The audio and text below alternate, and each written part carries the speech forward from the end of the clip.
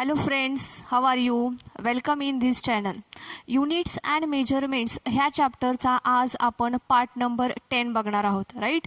But before that let us revise what we have learn in last video. पाचच्या व्हिडिओमध्ये आपण dimensions and dimensional analysis बघितलेलं आहे. Now the dimensions of any physical quantity are the powers to which the concerned fundamental units must be raised in order to find the unit of given physical quantity. ठीक आहे. मग ह्याच्यानंतर आपण काही physical क्वांटिटीचं dimensions देखील find out केलेलं आहे, राईट? आजच्या व्हिडिओमध्ये आपल्याला बघायचं आहेत uses of dimensional analysis, right? Uses of dimensional analysis.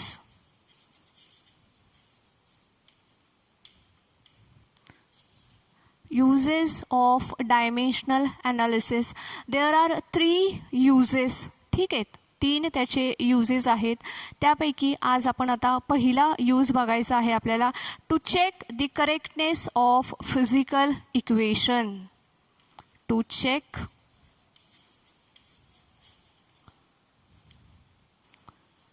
correctness of physical equation.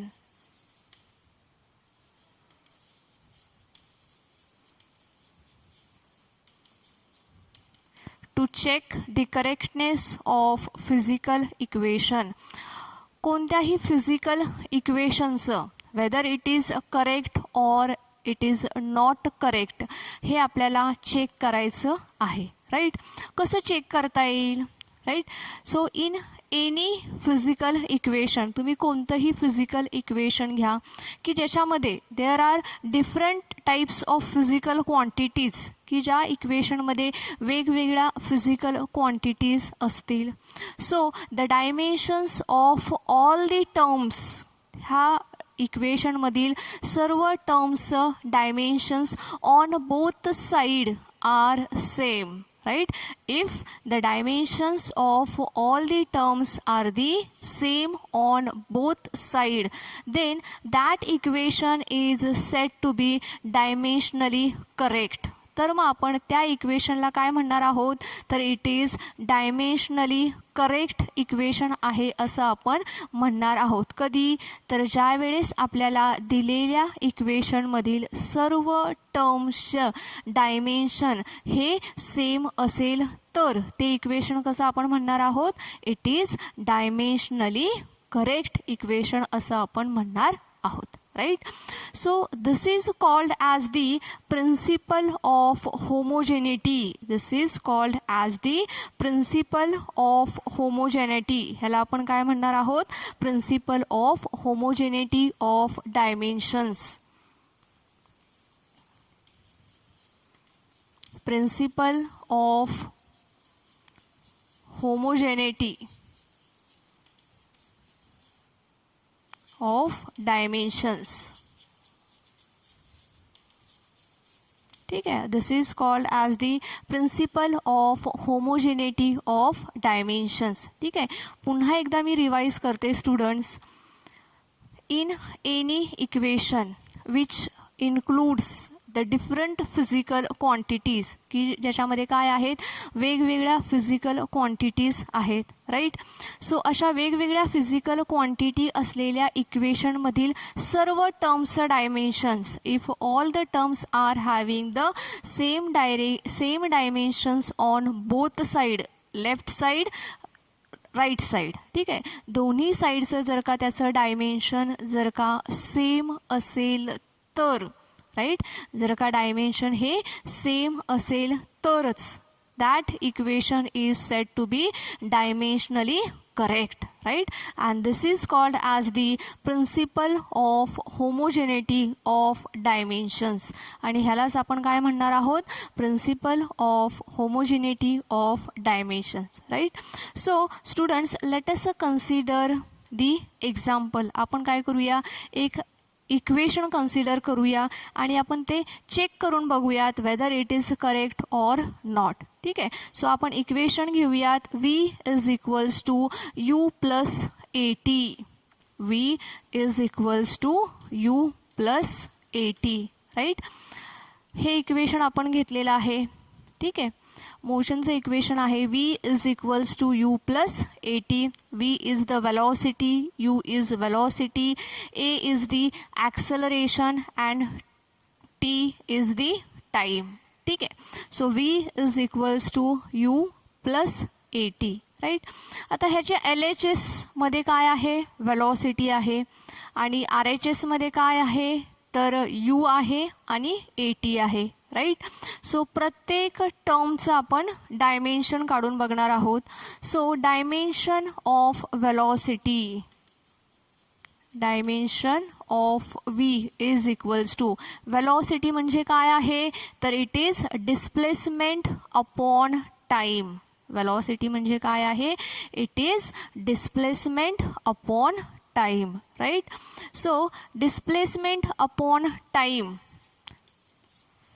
तर मग ह्याचं डायमेन्शन कसं येईल, displacement means it is length, so L⁻⁴ होईल, राईट. त्याच्यानंतर मास इथं नाही आहे त्यामुळे 0. टाईम आहे परंतु तो आहे डिनॉमिनेटरमध्ये, न्यूमरेटरमध्ये आल्यानंतर तो होईल T⁻⁻1, राईट. सो आपल्याला डायमेन्शन काय मिळालं व्हेलॉसिटीचं, L⁻⁴ m⁻⁴ T⁻⁻1. So this is the dimension of velocity, right. त्याच्यानंतर आपल्याला काय फाइंड आउट करायचं आहे तर डायमेन्शन ऑफ u, ठीक आहे. डायमेन्शन ऑफ u, u म्हणजे काय आहे, it is also velocity. u म्हणजे काय आहे, ही देखील वेलॉसिटी आहे, राईट. मग वेलॉसिटीचं ऑलरेडी आपण इथं डायमेन्शन फाइंड आउट केलेलं आहे. हेच डायमेन्शन आपण कन्सिडर करणार आहोत आणि इथे लिहिणार आहोत L1 m⁻⁴ T⁻⁻1, ठीक आहे. आता आपली पुढची टर्म आहे AT, ठीक आहे. सो ATचं डायमेन्शन आपल्याला फाइंड आउट करायचं आहे. तर मग डायमेन्शन ऑफ AT, ए म्हणजे काय आहे, ॲक्सलरेशन, राईट. ॲक्सलरेशन म्हणजे काय तर वेलॉसिटी अपॉन टाईम. आता वेलॉसिटीचं काय मिळालेलं आहे आपल्याला dimension, L1 m⁻⁴ T⁻⁻1 upon time. आता हा टाईम वरती गेल्यानंतर काय होईल, T⁻⁻1 आहे त्याच्यामध्ये अजून -1 ॲड होईल. So it becomes L1 m⁻⁴ T⁻⁻2, ठीक आहे.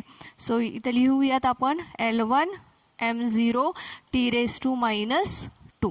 सो अशा पद्धतीने आपल्याला कशाचं डायमेन्शन मिळालेलं आहे, ॲक्सलरेशनचं.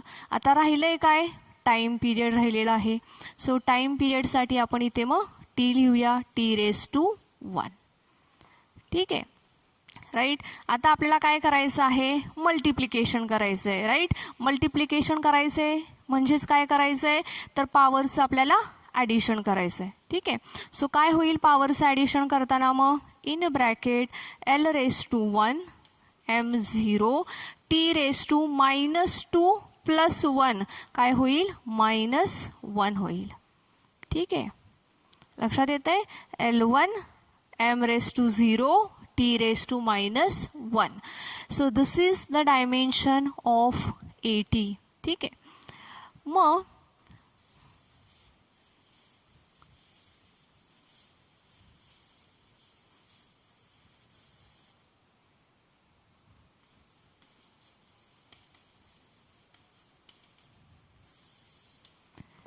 आता आपल्याला काय बघायचं आहे तर डायमेन्शन ऑफ V म्हणजे काय आहे, dimensions of LHS, dimension of LHS. LHSला काय डायमेन्शन मिळालेलं आहे आपल्याला तर L1 m⁻⁴ T⁻⁻1, ठीक आहे.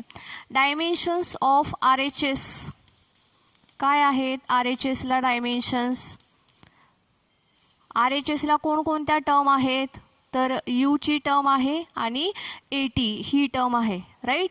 सो यू ह्या टर्मचं डायमेन्शन लिहूयात आपण L1 m0 t raise to minus 1 plus 80 ह्या टर्मचं डायमेन्शन आपण इथं फाइंड आउट केलेलं आहे बघा L1 m raise to 0 t raise to minus 1.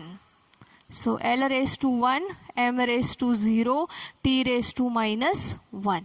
ठीक आहे. सो जर का तुम्ही ऑब्झर्व केलं तर काय आहे ह्याच्यामध्ये, this is the dimensions of V, this is dimension of U, this is dimension of 80. लक्षात येतंय. हे कशाचं डायमेन्शन आहे तर Vचं आहे. हे डायमेन्शन कशाचं आहे Uचं आहे. हे डायमेन्शन कशाचं आहे तर 80चं डायमेन्शन आहे. So all the terms on both side are having the same dimensions. बघा सर्व टर्म्स दोन्ही बाजूच्या सर्व टर्म्सचं डायमेन्शन हे सेम आहे. बघा V ही टर्म कुठे आहे LHSला आहे. ह्या ज्या दोन टर्म्स आहेत U आणि 80 ह्या कुठे आहेत RHSला आहेत. सो LHSमधील प्रत्येक टर्मचं डायमेन्शन, आता इथे फक्त एकच टर्म आहे, मे बी LHSमध्ये पण एकापेक्षा जास्त टर्म्स असू शकतात राईट. RHSमध्ये इथे 2 टर्म्स आहेत तर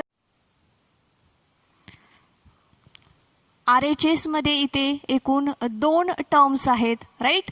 सो जर का आपण ऑब्झर्व केलं तर LHSमधील प्रत्येक टर्मचं डायमेन्शन आणि RHSमधील प्रत्येक टर्मचं डायमेन्शन हे सेम आहे.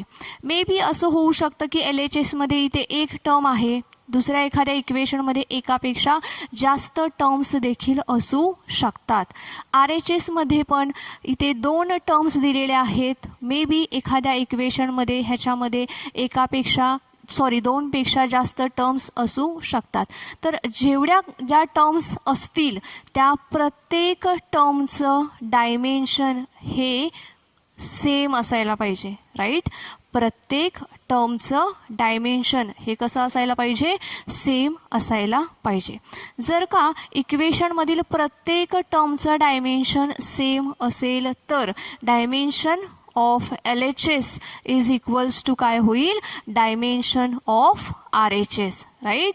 Dimension of LHS is equals to काय होईल डायमेन्शन ऑफ RHS असं होईल.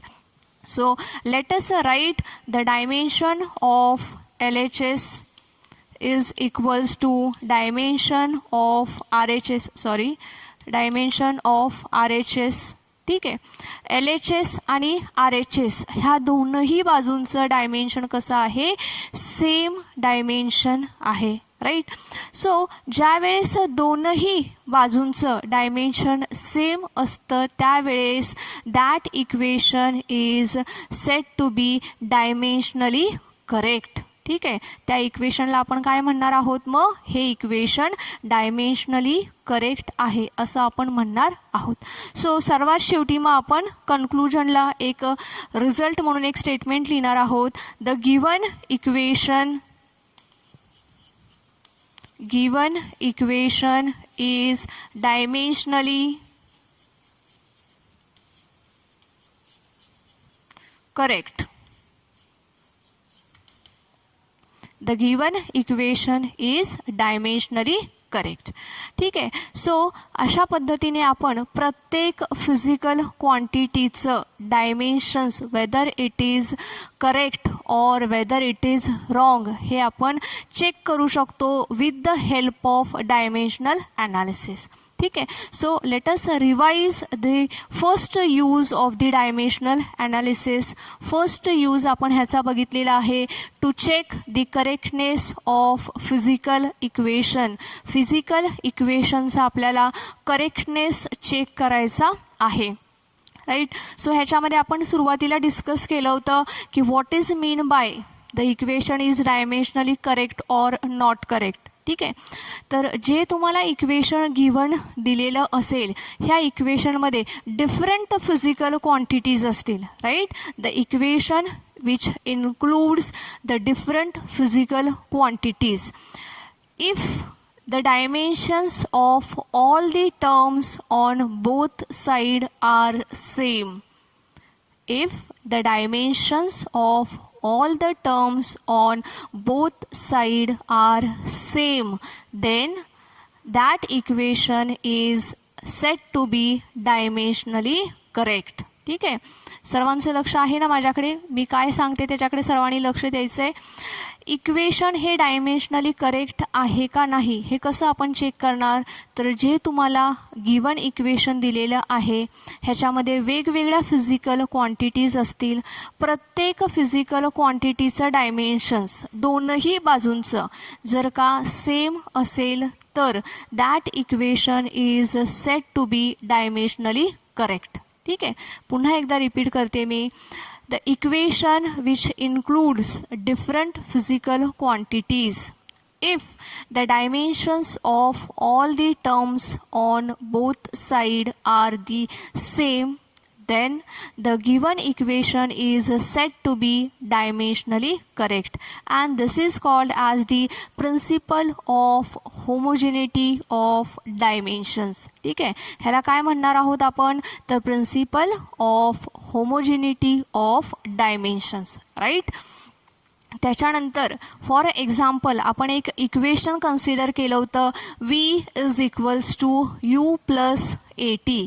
नाऊ हे जे इक्वेशन आहे ह्या इक्वेशनशी तुम्ही सर्वजण फॅमिलियर आहात. हे इक्वेशन तुम्ही स्कूल लेवलला देखील बघितलेलं आहे, तुमच्या हे परिचयाचं इक्वेशन आहे. v is equals to u plus 80. Now आपण ह्याच्यामध्ये काय केलं आहे, आपण dimensions of v find out केलं आहे. वेलॉसिटीचं डायमेन्शन आपण फाइंड आउट केलेलं आहे. आपल्याला ते मिळालेलं आहे l⁻⁴ m⁻�0 t⁻⁻1. ठीक आहे, त्याच्यानंतर आपण dimensions of u find out केलं आहे. आता u मीन्स इनिशियल वेलॉसिटी असते, v म्हणजे फायनल वेलॉसिटी असते. सो वेलॉसिटीचं डायमेन्शन आहे l⁻⁴ m⁻�0 t⁻⁻1. u means initial velocity, तिचं डायमेन्शन आहे l⁻⁴ m⁻�0 t⁻⁻1. Acceleration into टाईमचं आपल्याला डायमेन्शन मिळालेलं आहे l⁻⁴ m⁻�0 t⁻⁻1. सो आपण आता काय केलेलं आहे, इथं LHS आणि RHS ह्यांचं डायमेन्शन्स आपण कम्पेअर केलेलं आहे. सो प्रत्येक टर्मचं डायमेन्शन हे कसं आहे, सेम आहे. That means the dimensions of LHS is equals to dimensions of RHS. सो ह्याच्यावरून आपल्याला कन्क्लुजन असं मिळालेलं आहे की the given equation is dimensionally correct. दोन्ही बाजूचे डायमेन्शन्स ह्याचे सेम असल्यामुळे हे इक्वेशन डायमेन्शनली करेक्ट आहे. राईट. सो स्टुडंट्स, आज आपण डायमेन्शनल ॲनालिसिसचा फर्स्ट यूज बघितलेला आहे. राईट. आपण आपल्या पुढच्या व्हिडिओमध्ये सेकंड यूज बघणार आहोत. ठीक आहे, तर आज आपण इथेच थांबूयात. Okay students, thank you.